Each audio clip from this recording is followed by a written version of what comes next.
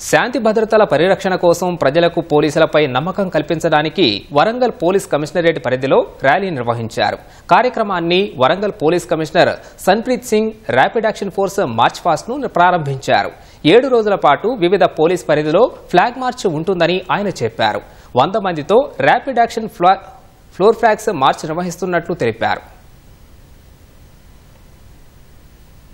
అది route March ఉంటుంది. దాంతో పాటుగా ఏరియాలో వివిధ ప్రకారంగా ఎలాంటి సమస్యలు ఉన్నాయి, కమ్యూనల్ పరంగా మహిళల భద్రత సంబంధించి అట్లాగే ఏమైనా నక్సల్ ఇష్యూస్ ఉన్నాయా, ఇవన్నీ కూడా వాళ్ళు ఇన్ఫర్మేషన్ గ్యాదర్ చేసుకుంటారు. మినిస్ట్రీ ఆఫ్ హోమ్ అఫేర్స్ ద్వారా అది ఆర్డర్ చేసిన తర్వాత అది ఎక్సర్సైజ్ అన్ని చోట్ల కూడా అది స్టార్ట్ అయింది. సో బేసికల్ గా ఇక్కడ ఉన్న ప్రజలకి అందరికీ కూడా నమ్మకం కలిగేయడానికి అట్లాగే పోలీస్ ఇక్కడ టోటల్ గా 100% ఎట్టి పరిస్థితిలో కూడా ఎనీ సార్ట్ ఆఫ్ ఎమర్జెన్సీని డీల్ చేసుకోవడానికి టోటల్ గా సిద్ధంగా ఉంది అని అది నమ్మకం కలిగించడానికి ఇక్కడ ఎక్సర్సైజ్ చేయడం జరుగుతుంది.